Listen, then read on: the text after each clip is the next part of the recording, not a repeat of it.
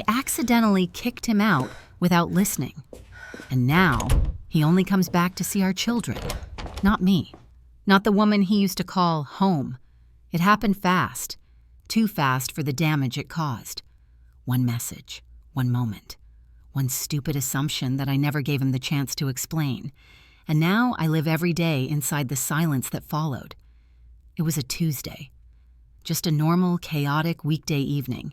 The kids were screaming over a toy, I was cooking while half reading emails on my phone, and he came in late from work. Again. He kissed my cheek like he always did, tired but soft. I shrugged it off. Minutes later, while reaching for a charger, I saw his phone buzz. A name I didn't recognize. The preview read, "Thank you for everything. You don't know what it meant to me." I froze.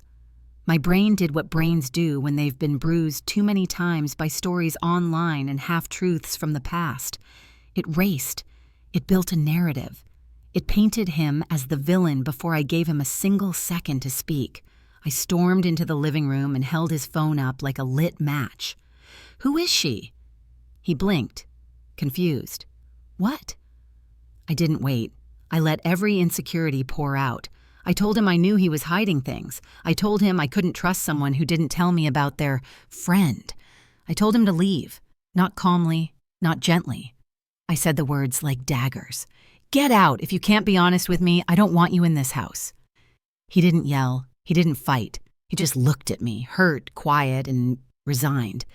He nodded slowly, stood up, walked into the bedroom, packed a small bag, and left, just like that. The kids were asleep by then. When they woke up and asked where Daddy was, I didn't know how to explain that I'd pushed him out over a message I never let him explain. Days passed. I expected a text, a call, a fight to come back, but nothing came until Friday. He knocked at the door. Our daughter flung it open and ran into his arms. He hugged both of them like they were his lifeline. He didn't even look at me. That weekend, he stayed with them. Played, laughed, braided our daughter's hair, helped with homework. But the moment Sunday came, he left again. And that pattern never changed. I later found out, on my own through a mutual friend, that the woman who messaged him was a coworker. She was going through a rough divorce. She'd leaned on him emotionally. He'd helped her file for support, get her kids into counseling, navigate paperwork. Nothing more, nothing romantic, just a kind man helping someone in pain. And I punished him for it. I never let him explain. I didn't trust the man who'd sat by my hospital bed when I gave birth, twice. The man who learned to cook just so I wouldn't have to after surgery. The man who rubbed my back during anxiety attacks and never once made me feel like a burden. I burned it all down in a second because I was scared. And instead of saying, "Can we talk?" I said, "Get out." Now he only comes home to see the kids. He walks right past me, not cruelly, just absent. And it breaks me more than any betrayal ever could, because I know he was never unfaithful. I know he loved me, still might. But love isn't enough when you don't listen, when you don't trust, when you react instead of asking. I keep hoping he'll knock one day and say, "Let's fix this." But deep down, I know.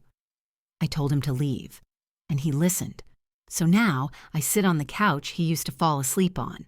I fold laundry for one less person. I pour his favorite coffee, sometimes out of habit, and then stare at it until it goes cold. And I replay it all. The moment I chose suspicion over conversation. The second I threw away my peace because I was scared he'd betray it. But he didn't. I did. To anyone out there, especially if you're tired, overwhelmed, or feeling unseen, please don't let fear dictate your voice. Don't jump to conclusions because your past made you paranoid. Don't lose someone who's still trying just because you forgot to ask why instead of how dare you. If this story hit close to home, talk to your partner. Listen. Truly listen before you speak. And if you're in the middle of a storm, pause. Breathe. Don't make decisions in the heat of hurt, because some mistakes don't break things. They burn them. And rebuilding from ashes is the hardest kind of forgiveness, especially when you're the one holding the match. And now, every night when I tuck the kids into bed, I watch them cling to the warmth he still gives them, while I stand in the hallway like a ghost of the woman he used to love. I smile for them.